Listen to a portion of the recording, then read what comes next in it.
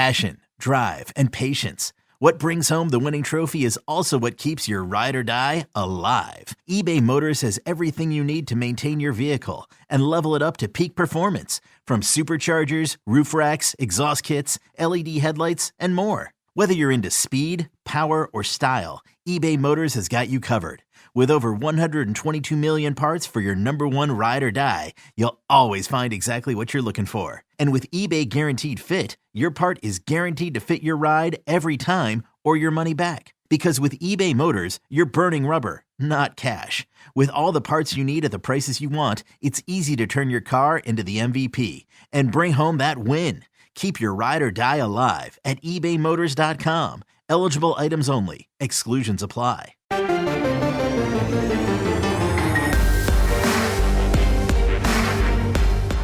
Welcome to the Powercat Podcast, GoPowercat.com's Kansas State Athletics Show. Make sure you're subscribing to our show at Apple, Spotify, Amazon, or wherever you get your podcasts. Now, from the GPC studios, here's your host, GoPowercat publisher, Tim Fitzgerald. Welcome to an edition of the Powercat Recruiting Podcast. I am Tim Fitzgerald, publisher of GoPowercat.com, and I'm joined on the phone by Ryan Wallace, our recruiting editor at GPC, as we kind of bring to a conclusion the 2022 recruiting effort, even though it's ongoing. There's still some spots available. Maybe they'll be filled with fresh recruits or transfer portal guys. We will see as the process goes on, but we're going to dig into what we know as of now after Kansas State announced 4 new recruits with the late signing period last week at a press conference. And before we plunge into our questions from Wabash Station, just a few reminders here. One, you got to be a member at GoPowercat to ask the questions on our podcast. And the best way to do that is take advantage of one of the deals we're offering right now at GoPowercat. If you want to get all of our recruiting coverage and all of our VIP analysis and commentary and all the good stuff. I know a lot of you love the daily deliveries. You love the podcast. You love the stuff we do that is around the edges. But if you want to really get to the heart of our coverage of Kansas State athletics, you need to become a GoPowercat VIP. Become a member, and you can pick your deal. You can head over right now. If you're not a subscriber, you can click that join button. It's a bright green, lime green at the top, and it'll take you to the subscription page. You can go VIP for $1 for your first month if you just want to give a test drive. $1. That's it. And then you'll be a monthly subscriber at $9.95 a month, or you can just jump right in, get an annual subscription for 30% off. That deal's up, and I don't know when it's going to end, but make sure you get over to GoPowercat and become a GPC VIP. I would encourage you to hit that annual button and get that 7-day free trial so you can back out if you hate us. I don't think you will, but at 30% off your annual subscription. And let's just dive right in. And we're going to start, Wally, with El Camino Cat because it always brings some great questions. But here's a good opener. K-State only signed 17 recruits in this class. Will this size become typical going forward due to transfers, or should we expect more normal 25-person classes in the future? I would venture to guess that it probably will be this way.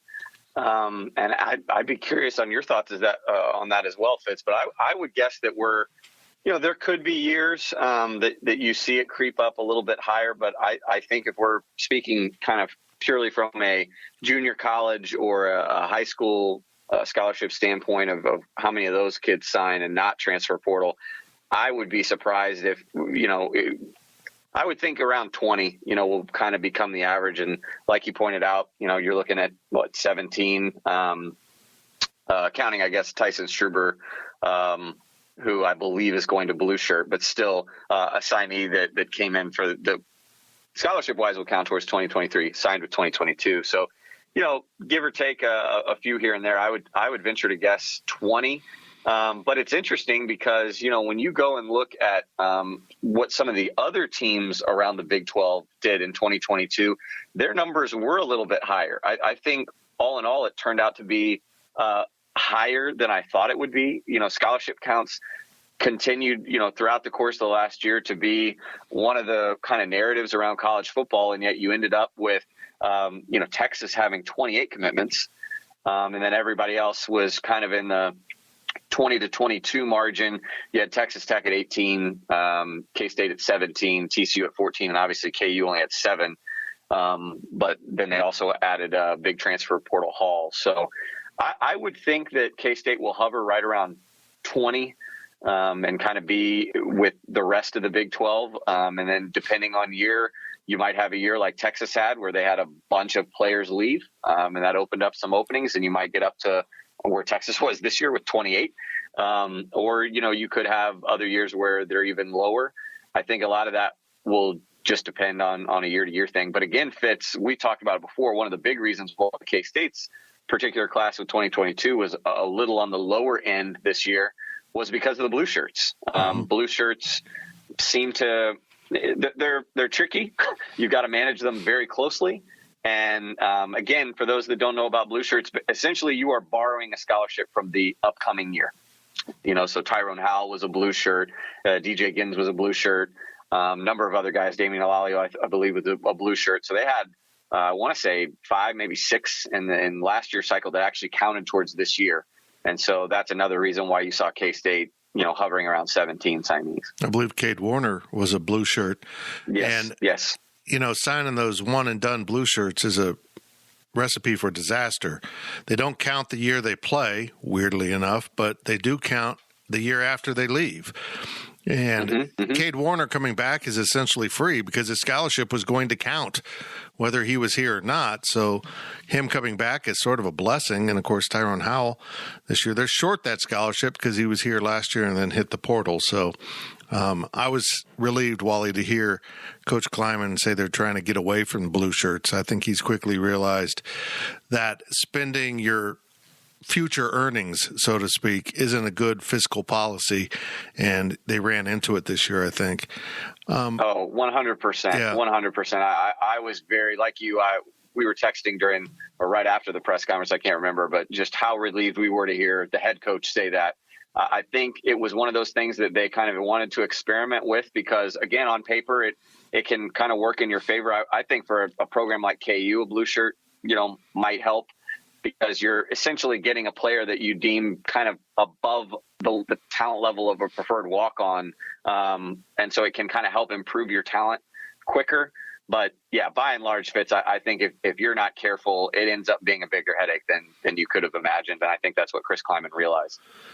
Yeah, and in terms of the size of the classes, I don't think this will be much different than the future. It depends on 2 factors. One, we're still going to be in the COVID bonus season phase for, 2 more years? 3 more years? Yeah. 2 more years, I guess. For the Deuce Vaughns, it was his class, that freshman class. I guess there could be a redshirt group, so maybe it would be 3 years that would have a year available. And I don't know if that gets – those opportunities get limited the further down the road. The more coaches will say, no, it's time for you to move on. You can play your final year, but you have to go somewhere else. And the other thought is, I believe the ability to not count 7 transfer portal guys in if you're replacing up to 7 guys. Whatever amount you lost, you can replace up to 7. That's a better way to say it. I think that was only a 1-year relief. Now, that might get added in a little bit more in the future because I think we're already seeing, Wally, people are leaning on the portal awfully hard. And when you have a coaching change, that is a valuable tool. To not just have 25 scholarships, but to be able to add 7, because if you're coming in as a new coach, you're going to lose 7 guys. There's no doubt in my mind. Typically, if you're coming in from the outside, you're going to lose a group of guys. And when you're still building the program, like Sark is down at Texas, you're still going to continue to lose guys as you run them off. I mean, it's not just them wanting to go someplace else. You're probably telling players, as every program does, look, your future's probably better somewhere else because we don't see your pathway to the field right now, and guys will leave at that point. So I think they're going to be pretty much into the 17 and somewhere in that range, 20 or below for the near future.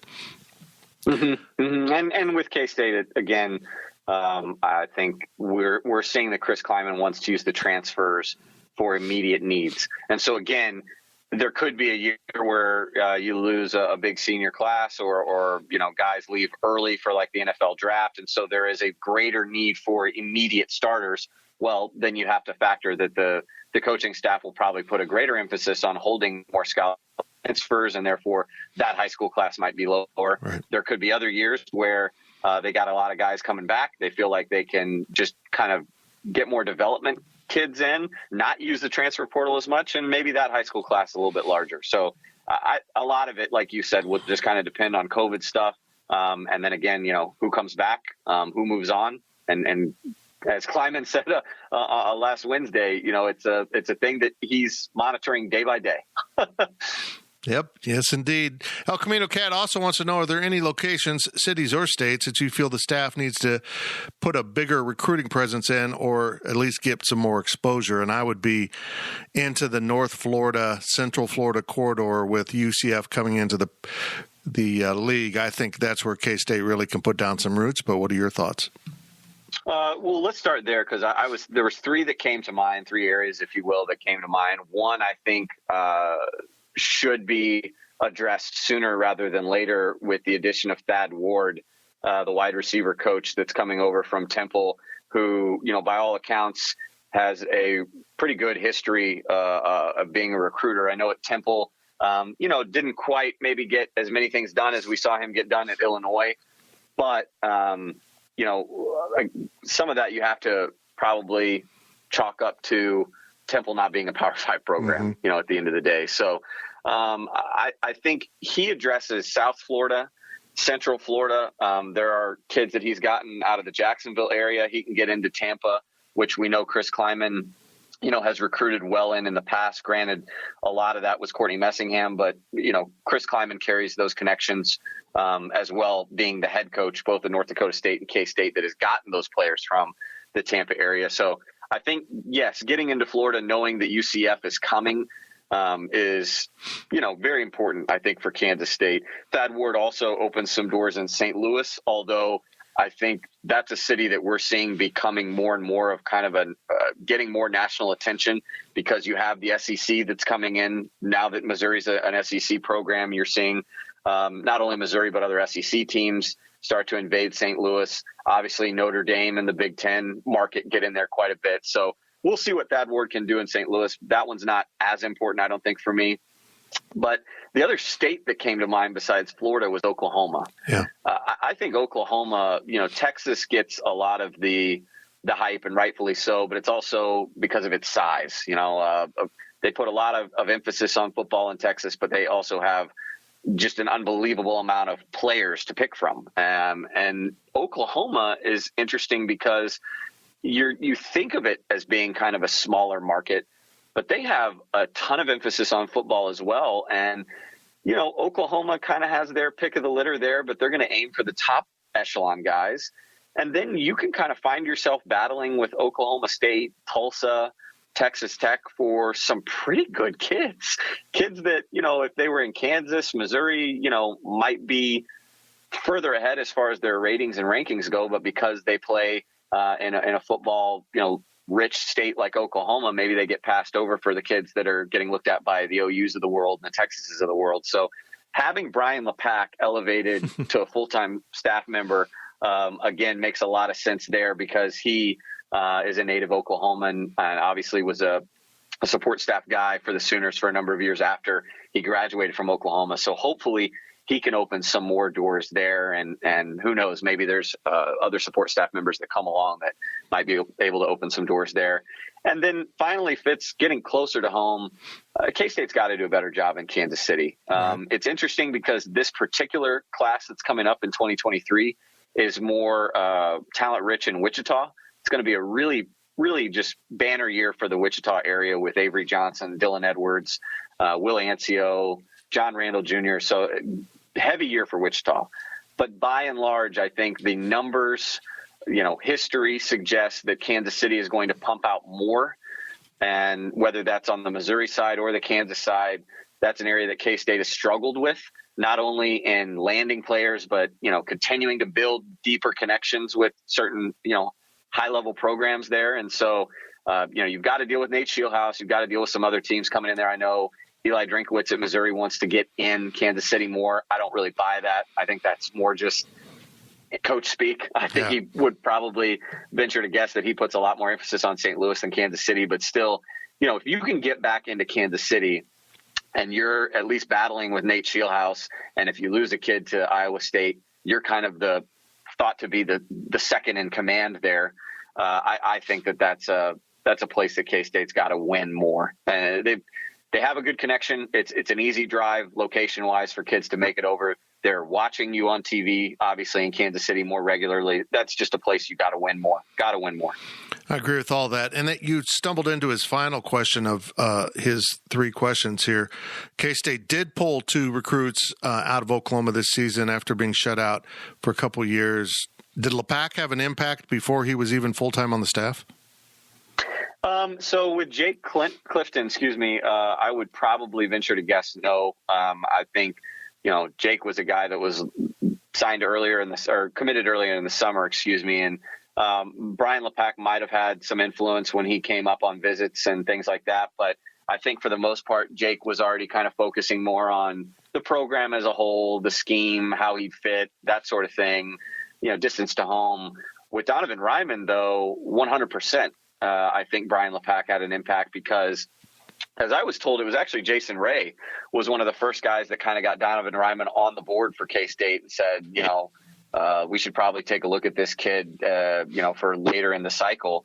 And then once Jason Ray was released of his position, if you go back and look, I'm pretty sure it was actually Brian LePack that was one of the first K-State staff members to stop by in person to see Donovan Ryman in Enid. And then from there, Buddy Wyatt pitched in as his position coach. But yeah, I think I would chalk Donovan Ryman's commitment up to both Brian LePack and Buddy Wyatt, in addition to, others on the support staff and the recruiting staff.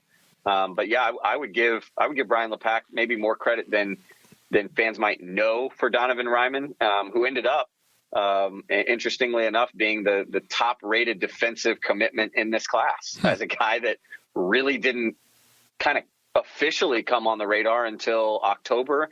And they were still kind of having some discussions in early December of whether they wanted to bring Donovan Ryman on maybe as a blue shirt, try and push him as a preferred walk-on or as a scholarship guy. And Brian LePack and Buddy Wyatt saw enough that they liked him to offer him as a scholarship, and the rest is history.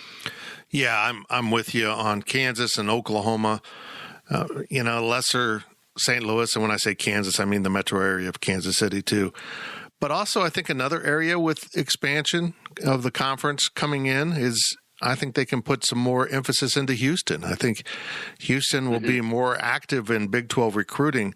It's been rated pretty well by the SEC ever since A&M came in, and LSU's just down the road. But I think that's a place that has so many players that, you look at Houston, you look at a program like that and some of the other ones in Texas, they've done a great job getting the players that typically K-State would get, guys that have been missed by other Power Fives, and they can play up to that level. And I think that is another area where K-State can get into. And I just don't see them expanding their push out into wide open areas like California or, anywhere out there. I think they'll still just go find the players when they pop up. Like if the quarterback from Arizona is interested, you're going to go see him. Then Colin Klein could spend some more time in Colorado. I think that's another good adjacent state where football isn't very good for those recruits. I mean, you got to go a long ways if you want to go to the Pac-12, and it's a long drive, but it's a drive if your parents want to come see you play in the heart of Kansas. So, well, and remember, Fitz, Van Malone, native Houston guy. So I mean, that's his neighborhood. He lives down there. Unfortunately, he's kind of the only guy that K-State has from Houston, but he's got a ton of connections. And again, the light bulb just went off. You sparked my memory, but going back to the Oklahoma conversation, you go back to the most recent dominant K-State team that the Wildcats have had, meaning 2012 Big 12 championship team. You go down that roster, whole heck of a lot of Oklahomans. Tyler Lockett, Dante Barnett, Tremaine Thompson, Keenan Taylor on the offensive line. There's more reason to hang out in Oklahoma than I think K-State, for one reason or another, has given lately. I'm really excited and hopeful that they get back down into the Sooner State more frequently. Next question's from what's one position that we all feel worried about now, but come season time could be one of our strongest position? And of course, he says outside of running back just because of Deuce. Oh, so we're talking about this is also factoring in current players that are on the roster, not necessarily just recruits. Right. A position that we feel strongly about. Well, it's the opposite. What position you do feel worried about that will actually be okay? I would say receiver, simply because everyone seems to be coming back. And I think we got a sampling at the bowl game where when you get the receivers a little bit more involved, they produce. And I think there might be a real upside there for that receiving core to have a full year in a Colin Klein system to see if Adrian Martinez or whomever's the quarterback can get them the ball on a consistent basis, because that didn't really happen the last few years until this past bowl game. Yeah, receivers probably the easy answer, but the caveat is it's because a lot of guys are coming back. I don't think it's because, there's development that's coming that, is under the radar that, nobody knows how good XYZ is. I think it would be because there was a worry that, we might lose guys and they're going to end up coming back, meaning Phillip Brooks, Malik Knowles, if you want to throw in Cade Warner into that discussion too. But the depth behind them is still troublesome in my opinion. We've heard about Keenan Garber for a number of seasons. It hasn't transpired. I'm high on RJ Garcia. After that, it's maybe somebody will emerge in the spring. Obviously, the coaches are hoping for that. But, the one that came to mind for me, Fitz, I guess two. But the tricky part about them is you wouldn't say that they're worrisome going in. I just wanted to point out that I think they're even deeper maybe than people think, is just the offensive line as a whole, particularly the interior and defensive end. And again, I think you shouldn't say worrisome because it's obviously not, but I think Felix Anudike-Uzomah gets a lot of the spotlight. But you've heard time and time again about other kids at that position that Chris Kleiman really likes the way they're coming along. You hear about, we've seen actually Nate Matlack. We've seen what Khalid Duke, and obviously he's going to be more of an edge. But Cody Stufflebean, is another guy that they like. Obviously Donovan Ryman is a guy that they like that'll come in as a true freshman. So that might be one that, again, you're not worried about it, but maybe it just doesn't get talked about enough outside of Felix Anudike-Uzomah. And then the interior offensive line is really coming together. And I think maybe that one might be more worrisome to the non-avid follower of K-State, because if you look on the roster, you're going to see, Josh Rivas is gone, Ben Adler's gone, Noah Johnson's gone. That's 3 starters. But again, if you're not plugged in, then you don't know about just how special the staff believes Taylor Potier can be, because Taylor Potier probably would have been a starter over Ben Adler last year. We, as insiders and fans that follow closely enough, recognize Hadley Panzer's emergence as, a gray shirt freshman. Sam Hecht is a guy out of Mill Valley that I think eventually is going to factor into, the interior there more. We saw KT Leviston come more into his own, not being a tackle and being more of a guard, where he could be a guy that is depended on more and can be trusted more to play consistent minutes. So that might be my answer right there, Fitz, would be just the interior offensive line. Again, to the avid K-State fan, it's probably not a worry. But again, if you're just looking at who's gone and who's coming back, I could see where just a depth chart follower might be concerned about losing starters there. But I think they're going to have a really strong line, even stronger, Fitz, if they can finally afford to move Cooper Beebe inside, which is, as we all know, the position he's going to play in the future as a pro. And you didn't mention Andrew Langang there, who they've raved about. Yeah. So I don't know where he plays. He strikes me as a potential center, but we'll see who emerges as the next center. Might be Panzer, but I do feel really good about the interior depth. And if they do find a left tackle, you're right. Beebe moves inside and it gets even better. So it's line's not one I'm worried about. You're right. If you pay attention, you're going to look at that and say, boy, they lost 3 great interior players, but you know what's coming. And honestly, if there's a coach I have the most faith in on this staff, it's Connor Riley, that he'll keep his group on top of their game. Let's wrap up the first half of this with King Jim 77. You had a great article on the walk-ons. Could you go over some of those kids that probably in normal years or pre-pandemic years would have been scholarship players somewhere, if not here, that really jump out at you in that walk-on group? Oh, well, there's still some out there that I know K-State really covets. Jack Bjorn is a kid out of Park Hill South, a teammate with Mudia Rubin, that Kansas State has been hot on, as is KU, Iowa State, number of others. He's actually decided that he's not going to make a commitment until March. He wants to try and get out, maybe see some spring practices, kind of take his time, knowing that though as a preferred walk-on, that spot isn't going anywhere. So he's one that, again, if he were to commit to Kansas State, he'd be one as probably a future offensive tackle that's only played 1 year of football. That when you talk about a kid that's 6'7", 250, 260, and blocks as well as he does already, that would be one that I would think would be pretty exciting to add to K-State's arsenal.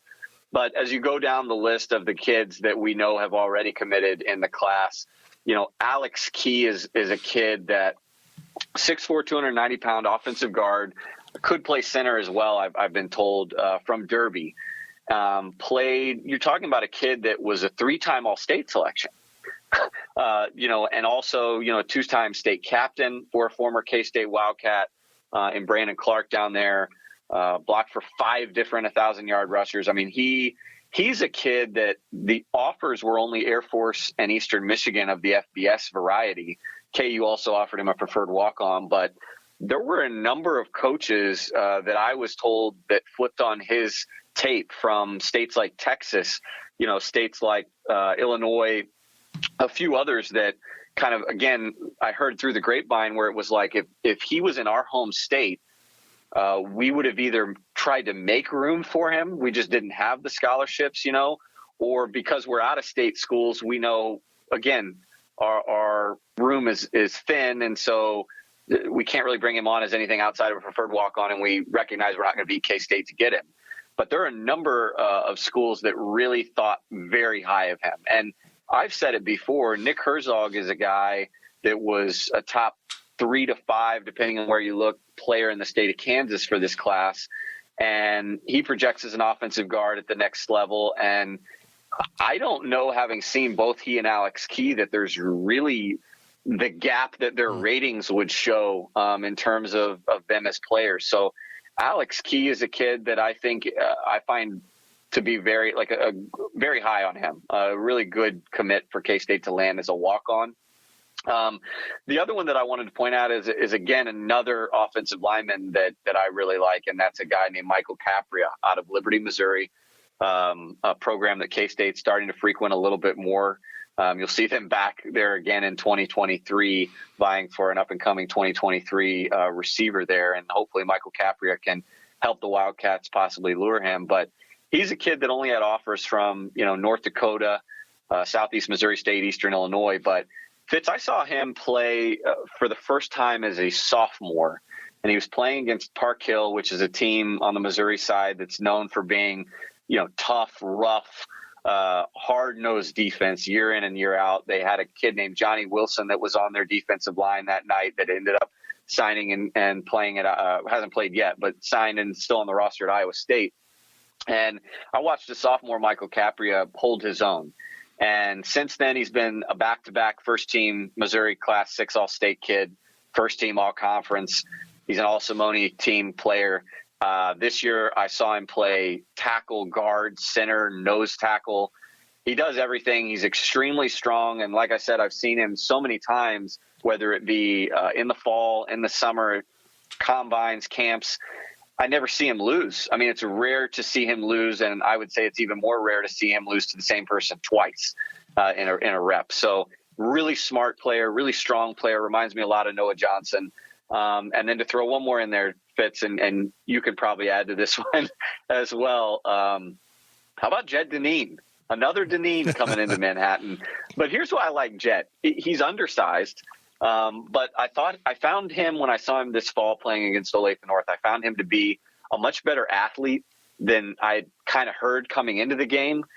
Shifty, fast. But the thing I love about Jet Deneen, and you would probably agree with this, Fitz, that it's probably just a product of being the youngest of 4 rough, tumble, immensely athletic brothers, is, God, he's tough as nails. He's a dual threat quarterback for Lawrence Free State, did a lot more running than throwing, took an absolute beating night in and night out, ends up finishing as Free State's single season record holder for total offense. He had almost 3,000 yards, over 3,000 yards as a senior this year. And then when he would get done there, taking, bumps and bruises, he'd flip over and play kind of a safety outside linebacker for the Firebirds on defense. So again, undersized, they're going to bring him in as a safety, but he's a kid that would not surprise me if you see him kind of emerge as a Ross Elder type that the coaches really fall in love with. They trust his IQ as a football player, and a kid that's going to, really thrive in a program that's all about work ethic and being versatile. That screams Jet Deneen. Well, as much as things have changed since Bill Snyder retired and Chris Kleiman came in, I'm relieved that the preferred walk-on or the walk-on program as a whole remains such an emphasis, because that really was always the cornerstone of K-State football. They would just go find guys that everyone else missed on, and they became, Jordy Nelson's the obvious choice, but B.J. Fenning and so many others that went on to be huge contributors over the course of their entire career. And I'm relieved to see that they understand the importance of that, because it was something they did up in Fargo also.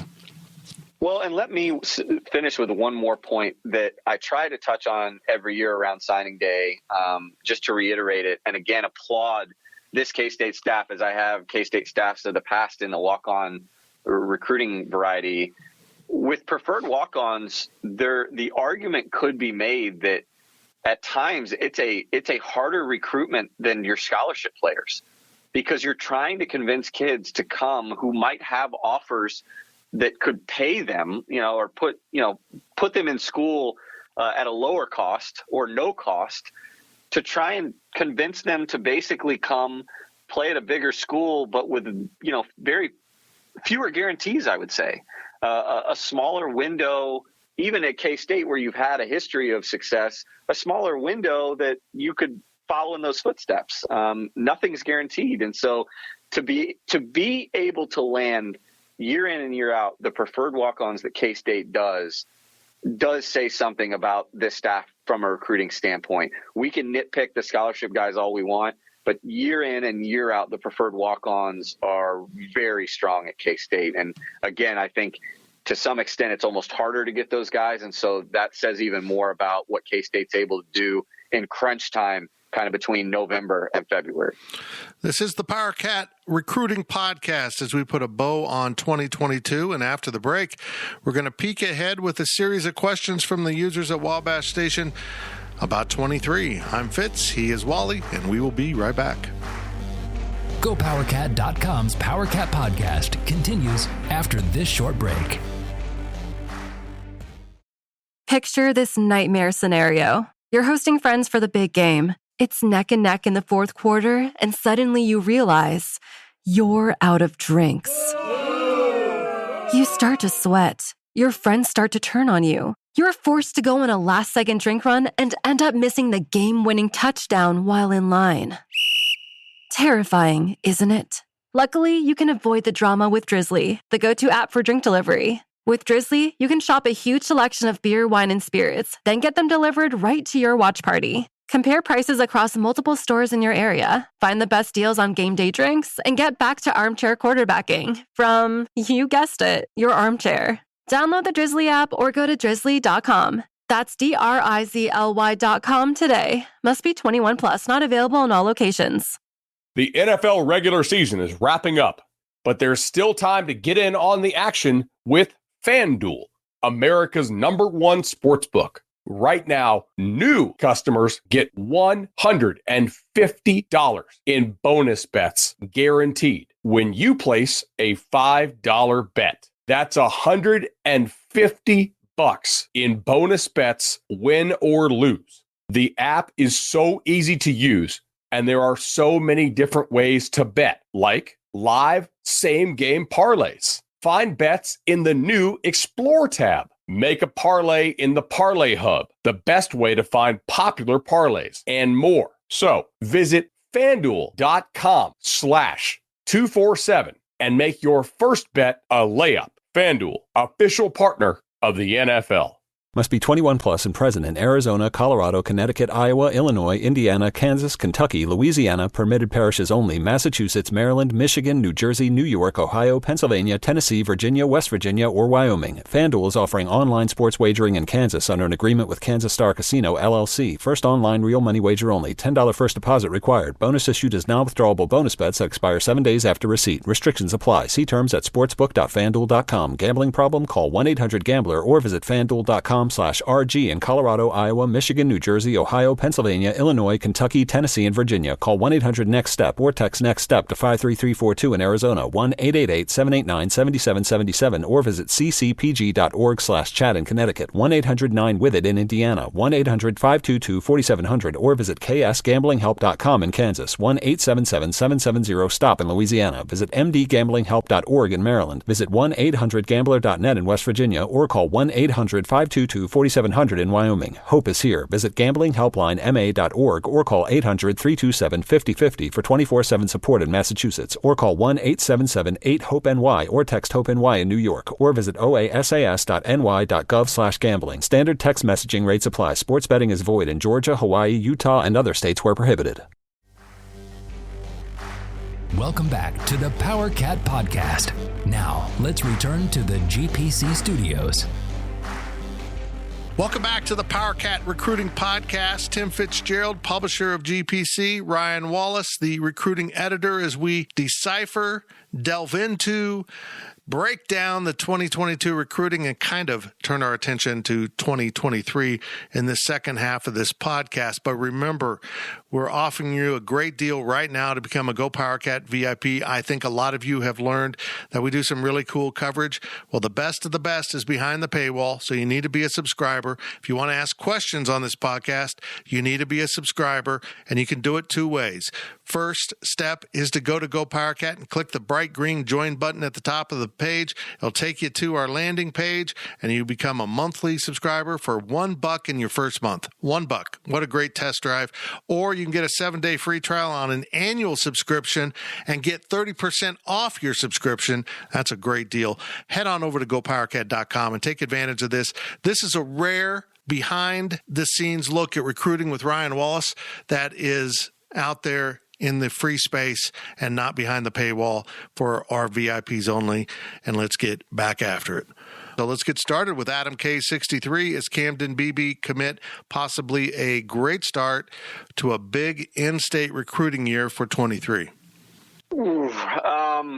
Big, I would probably say no. And I think I would say that just because I think, again, as we've talked about before, Fitz, and kind of our VIP rundown post-signing day of that, the fact that K-State might end up with, as they have almost every year, the largest number of commits from Kansas, I don't see it being a, quote, big year for the simple standpoint that there's always going to be a greater value put on the top of the rankings list.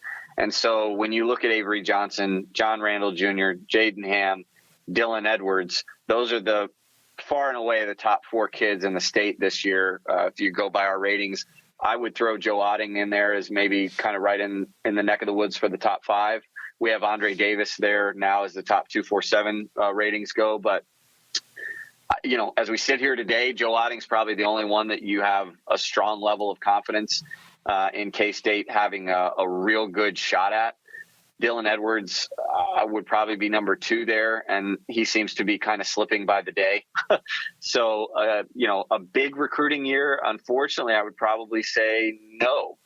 Dylan Edwards is the key. I've written about it already once before, and it'll be a common theme until he commits, that he seems to be the linchpin towards getting the upper echelon of this state. I think Camden Beebe was great in maybe helping get Dylan Edwards potentially, because Camden Beebe is a guy that does carry some weight, figuratively, metaphorically speaking.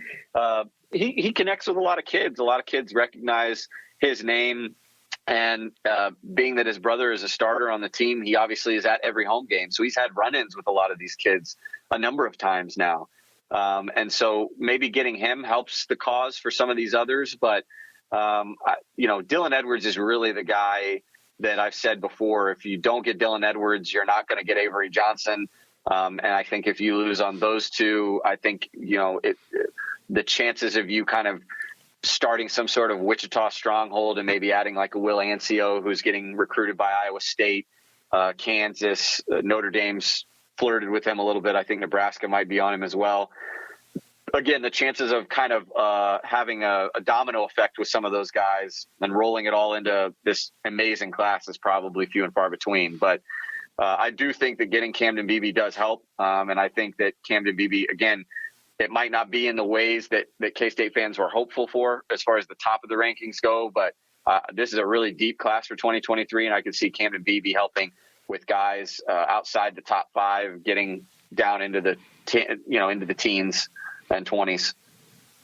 BD Nye kind of follows up on that, what you were just talking about. How many do you think K-State can get out of the top 10 or maybe even the 15 because it is such a deep year? It's tough to say only because we're still in the working early stages of getting a comprehensive top 10 to 15 list going. If you go over to the 247 database right now, we only list the top 7. There are other kids, obviously, outside of that I can touch on. But if we're just talking about the top 7 that's there right now, I think you look at K-State having, again, they're going to fight it out for as long as they possibly can for Dylan Edwards and Avery Johnson. Jaden Ham's an interesting one because he was a teammate of Silas Etter and Jaden Bender, who's another 2023 kid that'll probably be certainly in the top 15 in the state coming up this next year. And so there was a thought that maybe if you land Silas Etter, it opens the door for the 2023 kids. Well, Jaden Ham's already committed to Arkansas. They have added another tight end, highly rated tight end out of Bixby, Oklahoma, Luke Haas, that is also a tight end, but maybe Jaden Ham plays some DN, not quite sure there, but I don't put a lot of stock into him decommitting from the Razorbacks right now. They're kind of one of the hot programs in this region.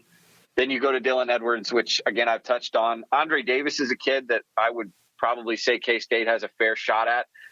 He's out of the Blue Valley High School by way of Texas. He's actually Willie Davis's son, a former Central Arkansas wide receiver that played 8 seasons in the NFL, notably with the Kansas City Chiefs. So he has transferred, or I guess they relocated to Overland Park just before the start of this last season. And so he's a kid that has since gone on to pick up Illinois, Iowa, Iowa State, KU, K-State's in there, Minnesota's extended an offer, as has Nebraska. So by no means is that going to be an easy recruitment for K-State to win. But I think having Sterling Lockett as a teammate of Andre's, not having any real Texas ties right now on the board in case Andre still has some relationships down in that state from his earlier high school days, I think I would give K-State, a fighter's chance in that one.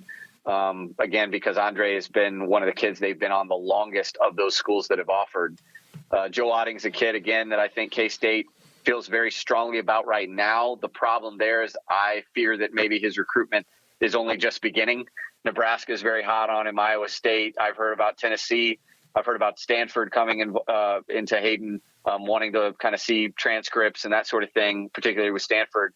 So, he's a kid that I know K-State's very high on. I know he's very high on K-State, but he doesn't strike me as the type, that's going to rush into anything, again, especially knowing that a big-time summer and spring circuit could reel in some more notable offers, maybe in the academic variety. And then Will Ancio is a kid that, again, I touched on earlier. But there's more. Tyler Little down in Galena, had a chance to make a drive down and see him this past fall. I think really highly of him. K-State's one of the few schools that, major schools anyway, outside of like an Iowa State, that seems to be kind of giving him the time of day from a scholarship standpoint. I think he could be a kid that emerges late. I think K-State wants to get him into another camp and kind of see what position he fits best for. I'm trying to think who else. Calvin Clements at Free State is a large tackle, real lanky kid that's like 6'8", basketball background, but his recruitment started to blow up big time. Baylor has offered, a number of other schools are going to get involved with him, and I think we've already started to see he and K-State sort of trail off in opposite directions, so wouldn't put a lot of stock in that one yet, but it's tough to say right now, Fitz, because, I was bullish on 2022 being, again, a big year for K-State. And Caden Crawford didn't happen. Nick Herzog didn't happen. Jaron Canick didn't happen. Gavin Myers, therefore, didn't happen. So I could see it being similar to what we saw from 2022 in Kansas. But again, because 2023 appears to be a much deeper class, getting a kid, for instance, like Cooper Beebe, that might only be number 11 in the state, in other years, he could easily be top 8. So I wouldn't put too much stock into, ratings and how many kids they get and where those kids fall as far as their ranking goes.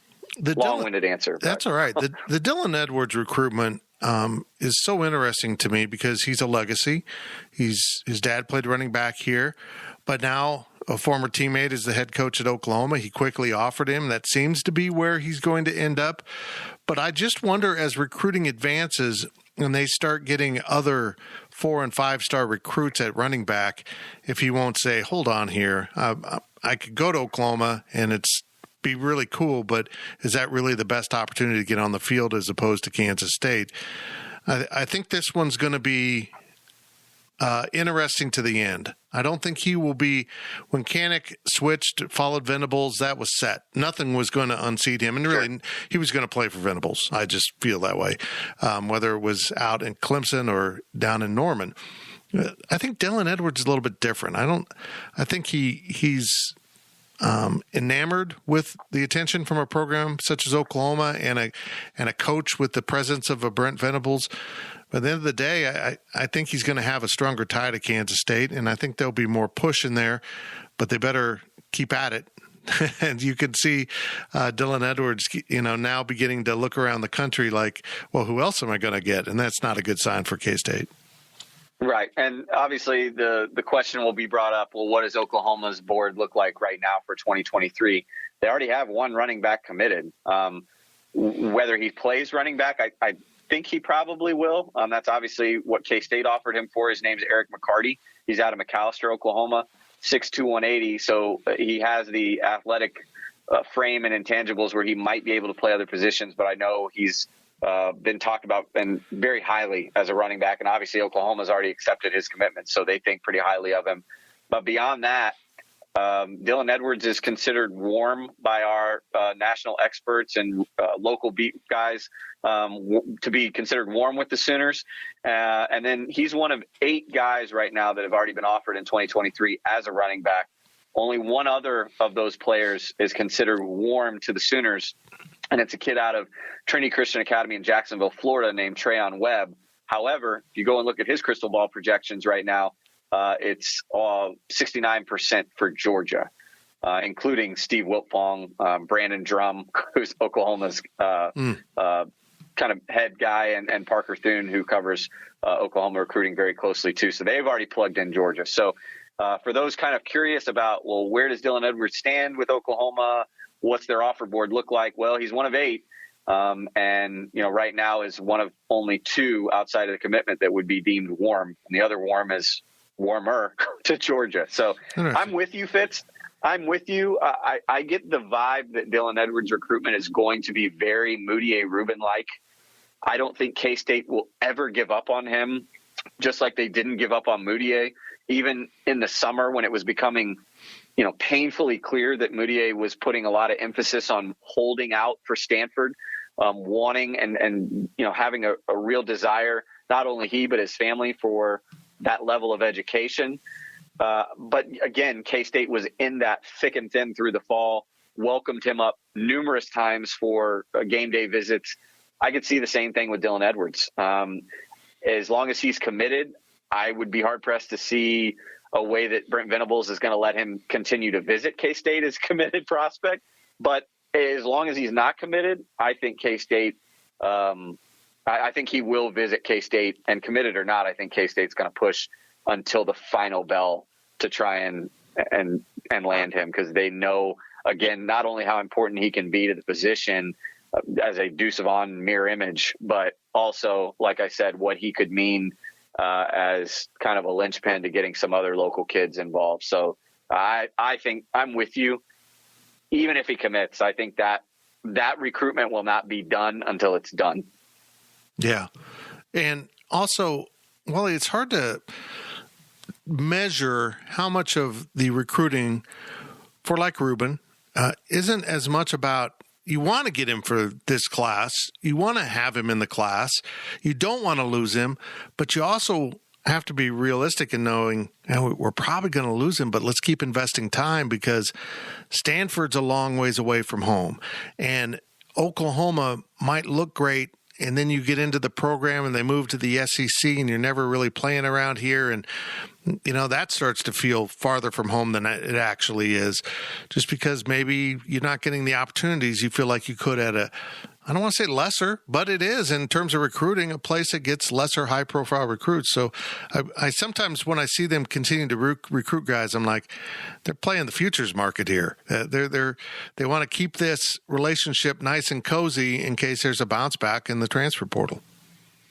Well, and another thing that's been brought to my attention, and I'm not necessarily in the market of buying it, but I understand where it's coming from, is a theory that's been laid out by other people in the profession or in the coaching industry of maybe K-State comes off begging too much. And I don't know if I buy into that. I think that K-State's a very unique situation. And so as a Kansas kid like a Dylan Edwards or a local kid like Moody Rubin out of Kansas City, Missouri, they have to welcome those kids at every beck and call. They have to recruit them. But I do understand the theory of, for instance, with an Avery Johnson, not offering any other quarterbacks to this point. On one hand, kind of making this gesture of, you are the only guy that we want. Look at our offer board. It's still just you. But in a way, it also can kind of come off as, well, these kids now know that K-State isn't going anywhere. They know that K-State is their fallback option. And so it allows them to keep looking. With Dylan Edwards, he knows K-State's on their hands and knees. He knows that they're not going to go anywhere, that they're always going to be there. And so to a certain extent, you wonder, was he really looking at them the same way that he looks at these other schools where there is a pressure that his spot isn't always going to be there? Again, I think K-State has to recruit the hell out of those kids because they're K-State and they're not Oklahoma. They're not even a TCU or something like that if you're talking about a kid out of the DFW. So I don't buy into it, but I definitely think that maybe there's more of a happy medium that could be conveyed or done by the K-State staff where they come off not so desperate, I guess, and with certain recruitments. But I totally understand their thinking and their push for Dylan and Avery right now. Yeah, there's no right answer. The one that works is the right answer, and you don't know what will work. So General Schwartz wants to know, and I'm impressed that we're attracting such a high level of military officer to our site. Speaking of 23, are there any position groups that need to be a high priority already due to a lack of development and talent? And he points out running back and receiver as obvious ones. Are there some others that we might be missing? Receiver for sure jumps to the huge top of I mean, again, not even talking about development. You just talk about losing a Malik Knowles and a Phillip Brooks right there, and knowing that, outside of portal kids that could pop up that we're not aware of yet for 2023 anyway, you're looking at RJ Garcia. Again, RJ Garcia, Keenan Garber. I've heard some promising signs for a preferred walk-on in Xavier Lloyd out of Blue Springs. That's what we're looking at right now. I know. It strikes me like how they recruited linebackers. They're just going to have to get a bunch out of high school and also hit the portal. Yeah. So, again, they bring in Sterling Lockett. He's a kid that needs time in the weight room. And again, isn't probably just as naturally gifted and flashy as his dad or Tyler was. So again, he needs a little bit more development and time to mature overall. Tyson Struber's a kid that they could bring in as a safety, could be receiver, but again, coming from 8-man, jumping all the way to Power 5, he's going to need time to adjust. So receiver 1,000% is going to be an area that they are going to want to hit on hard. And if you go look, they're already hitting on it incredibly hard. If you go to the offer page right now for 2023, they've already offered 16 receivers, defensive line and defensive back, which again kind of incorporate multiple positions. When you say defensive line and defensive back, those are the only two positions right now that K-State has offered more to in 2023. And when you look at the receivers that they have offered, I mentioned Andre Davis already. Ricky Amarazi, excuse me. I've heard it. I've said it many times, but then you see it and it comes into your brain differently. Ricky Amarazi is a kid. Again, I mentioned Liberty. He's a guy that I would consider borderline K-State lean right now, that they feel really strongly about. And Josh Manning out at Lee Summit is another kid that they've put a lot of interest and emphasis on so far to this point. And I think you'll see Nakai Poole start to pop up a little bit more in the spring when he can maybe venture up and take an unofficial visit. So, yeah, wide receiver is certainly one that I think that they're going to want to hammer on pretty hard. Running back is another that I think they're going to want to hammer on hard, just because you never know, Fitz, with the year that Dusson had the last two. If he comes out and does that again, could he go test the NFL market this time next year? It's entirely possible. So yeah, they're going to want to bolster that room a little bit more. And after that, I still think that they brought in a lot of safeties for the 2022 class. I think it'll be how they develop, how they project throughout the course of the next year. They might go hard at DB again, particularly even maybe corner more than safety, because you're looking at maybe Julius Brents moving on, Echo Boydo moving on. So, yeah, that would be a position. I would say receiver, corner, and probably D tackle off the top of my head would be the three that they would want to really, really hammer home. Just because, again, with D tackle, Eli Huggins, Jalen Pickle would be a vet, coming towards the close of his career. Robert Hintz would be exhausted his career. So, and they haven't brought on a whole lot, I think, at that position that, again, is ready to fill those shoes yet. So those are the three probably spots that I would say most right now: D tackle, cornerback, possibly even safety, receiver, and running back. Interesting. Get Out Morecat has two to finish the podcast. We played big time football in Snyder 1.0, obviously, primetime TV, college game day, preseason, top 25, etc. Kleiman is a good coach and he'll win plenty of games, but does football is football project into small time underdog football? If so, how do they change it? I thought that was a great question. Fantastic question. I think it does. There are elements right now that I think K-State's going to have to change in order to get out of that whole football is football, underdog, blue collar, rough and tough kind of thought that I think a lot of players outside the state kind of give to K-State.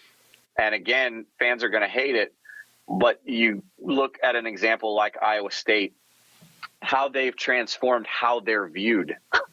They're no longer just kind of thought of as the rough and tumble kind of like Iowa's little brother, Ames guys that try hard and compete and da-da-da. I mean, you're watching Matt Campbell and his staff put a large emphasis on recruiting. They're active. They're engaged. It's a staff wide thing that they do when it comes to recruiting. They trust their gut. They're fast with offers. Again, they offer a lot of kids, but they offer a lot of kids because they trust their evaluation process. And then beyond that, we make fun of the black uniforms, the all blacks that Iowa State wear, but it might not have their school colors, but it's attractive. That program now comes off as a player's program. Whether it is or not, I couldn't tell you. It exudes a place that if you're from Florida, you're like, that place looks fun. K-State has everything that Iowa State has, and maybe even then some when you factor in the facilities and everything that K-State can be with, the color scheme. Who doesn't love white, purple, silver, add a little black? There's a lot of stuff that you can do with with what K-State has on the table, with facilities, with this coaching staff. If they would just kind of put a little bit more emphasis on recruiting, be more energized as a staff, add more people to the staff that can maybe speed up the process a little bit more. And then again, start to throw some new uniforms out there. Have a system that Colin Klein can run that's a little bit more fun. I think the 3-3-5 on defense is something that I would assume attracts a number of players, certainly kind of outside the box. If you're a defensive recruit that's a future safety linebacker, that's got to be attractive to you. If you can do that on offense now, and not just be thought of as so ground and pound, and again, look more like a player's program. We know it's a player's program because we hear the players talk about how much they love it. But I think on the outside looking in, bland uniforms, A-gap power offense, again, this kind of underdog mentality. I think how you portray yourself, and this is why it's such a good question, can almost make you more enticing than maybe you really are. And to some extent, I think Matt Campbell's done a really good job of doing that. I will. Cincinnati is kind of another one of those. Yeah. Like if you watch Cincinnati, there's nothing about their system that's like overly flashy, and yet you're drawn to it as a viewer. You're drawn to it if you're a prospect because it looks fun. It looks up and coming. It looks like they're taking the next step. And I think K-State, to the people that follow the program closely, would tell you that they are making those steps. But if you're an outsider that's just flipping the games on periodically, I don't know if that really comes across. It'll be interesting to see if Colin Klein's offense helps update the image, because what we saw at the bowl game was a fun offense, and maybe that will reflect overall on the recruiting trail. For the love of God, Fitz, white uniforms. For the love of God, all white uniforms. How many recruits have to come in and take pictures in the all white uniforms before we get regularly all white uniforms? It's crazy. I know. I'm not even looking for radical changes in the uniforms. I just think a purple helmet or a white helmet with the Powercat goes a long ways. If you want to have a white helmet with an alternate logo, I mean, the Cats has been well received. I think there's other marks that the university's used through the years that might be awfully fun on a helmet. I'm ready to go deeper into the alternate uniforms because I think the brand, and I hate to say it, has gotten a little stale. And they just got to freshen it up and make it seem like the place. And Wally, our student section at games is almost unmatched in college football. The level of quality of seats they get and how they can impact a game, it just looks like a fun place to be. And I think the university as a whole, not even talking about recruiting and getting the players to come on the field, I think the university as a whole needs to do a better job of marketing. This is a cool place, because I think that's kind of slipped. Yeah, and we've talked about it before, getting kids either on official visits or getting 2023s, or in this case, moving into this cycle, 24s, 25s, up for those game day visits, and really getting the most out of a game day Saturday in Manhattan has to be done. We know that K-State doesn't want to go that far deep into a recruiting cycle to try and fill up the majority of their roster and of their signees, and I get that. You want to have a lot of your legwork done in the summer. But again, with underclassmen, whether, sophomores, juniors, start bringing those guys up to experience that earlier. And that way they can kind of get a taste of it. And again, one other example that I thought of, Fitz, is you go back and when I was younger, what was Baylor, before Art Briles? Granted, I mean, if you go further back, you can get into some of the old, Southwest Conference days when Baylor was good. But, I mean, there for a while, Baylor was awful. What was Oregon? Yeah, they've got Phil Knight money, but, you go back mid-'90s, late '90s, I guess, is kind of when they started to come into their own, or early 2000s. TCU, even when they made the big jump into the Big 12, where folks were like, well, can they really sustain it? They all did something. They all branded themselves as kind of the hot thing. We're going to have these hot uniforms. We're going to do something that's flashy in our scheme and our style. We're going to come across as the future, of our area or of our conference. K-State maybe doesn't need to go to that extent with it, but those are, again, prime examples of programs that, were kind of middle of the pack, or where you would view K-State to be right now, that somebody came in there and kind of figured out how to better market themselves, and look at where they are now. Would it behoove Kansas State, and look, I have never spoken with Dylan Edwards, and if I spoke to Leon, it was a long time ago, but would pushing the narrative of, look, we're not going anywhere. We're on the rise. We're going to be playing at a high level. When they expand the playoff because of the Big 12, we're going to be pushing for a spot in the playoff almost every year. Look what happened in Nebraska when they switched conferences. We're getting transfers from Nebraska. Oklahoma's going into the unknown. Do you really want to be part of that? You don't know what's going to happen to that program. I think they need to get a little bit more aggressive. Again, that may not fly with the actual people involved, and they may not want to do that, but I don't think it would hurt them in some cases to say, screw that, Oklahoma's a better place. You don't know what it's going to be during your career, because they're going in to the Southeast Conference, and it sounds cool to play there, but not if you're getting your ass kicked. Yeah. And I mean, I think to be really blunt with him at some point.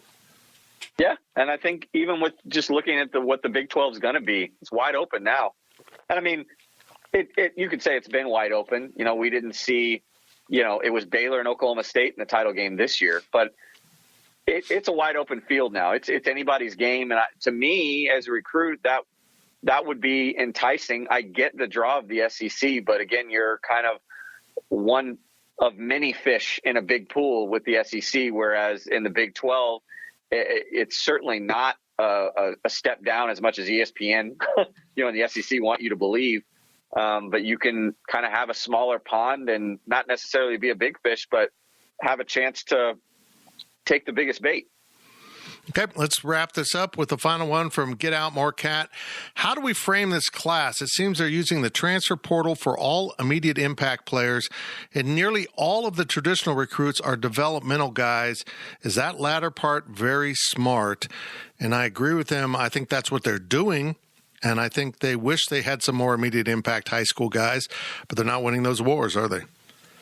No, we've talked about it kind of ad nauseum at this point, that the 2022 class, I mentioned it in an article that ran on Monday about looking at the Big 12 standings. And I pulled an excerpt from our VIP video cast that we did that was, K-State got to this point with arguably a lot of potential and a lot of upside with a lot of these high school prospects, but they got there because they were the staff that was willing to take more risks than other staff, that they were willing to kind of believe in the long-term potential of a lot of these kids, whereas other major coaching staffs were not.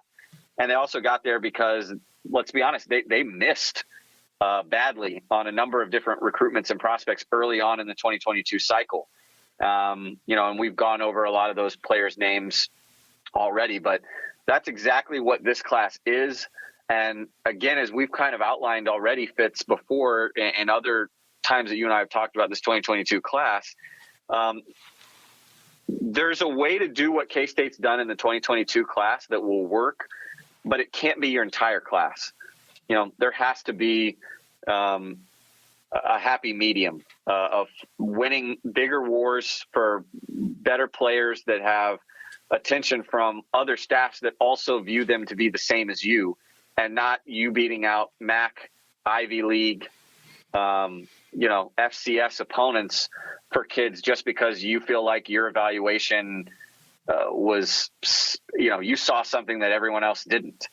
in this day and age, the odds of K-State being that much smarter than everybody else that many times, with 18 different kids, 17 different kids, rare. So I think overall K-State's got to do, they can have this type of outline when it comes to signing day of using the transfer portal for your immediate needs with veteran guys and then having more developmental projects. But your developmental projects can't be so many 2- and 3-year projects. You have to sprinkle in a kid that maybe just needs one redshirt year and they're ready to go.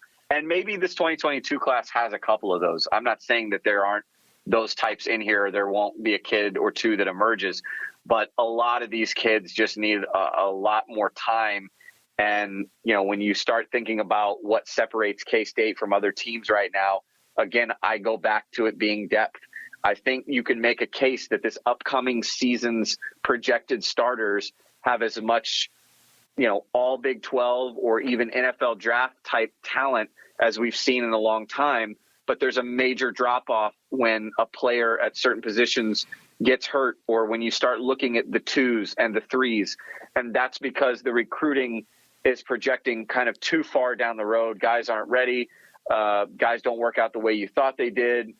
And on and on and on. If you can find a higher caliber of projects, then I think K-State will, this blueprint, if you will be much better off.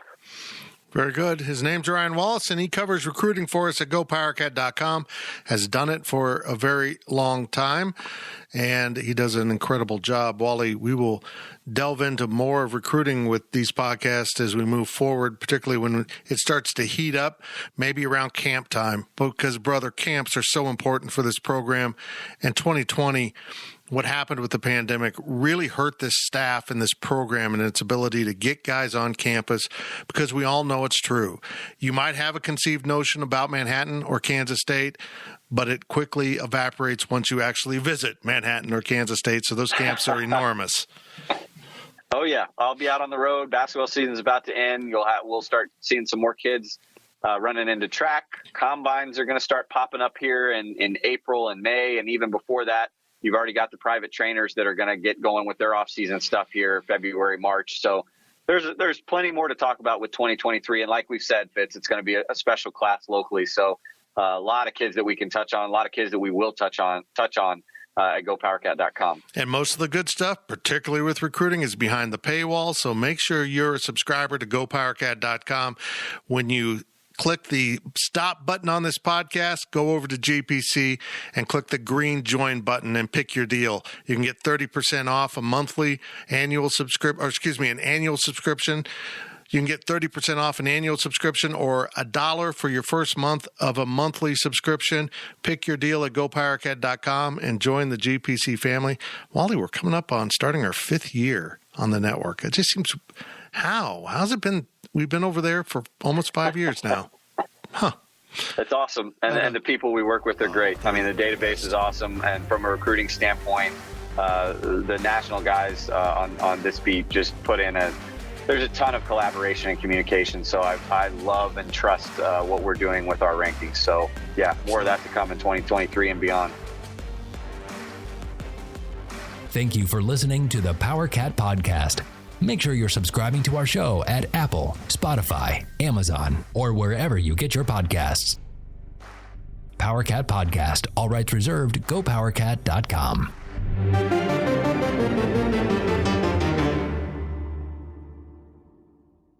With Blue Link Plus, you can access your Hyundai Tucson Limited remotely. Doors unlocked, temperature set, lost car found. There it is. Get complimentary class-leading Blue Link Plus. Call 562-314-4603 for complete details.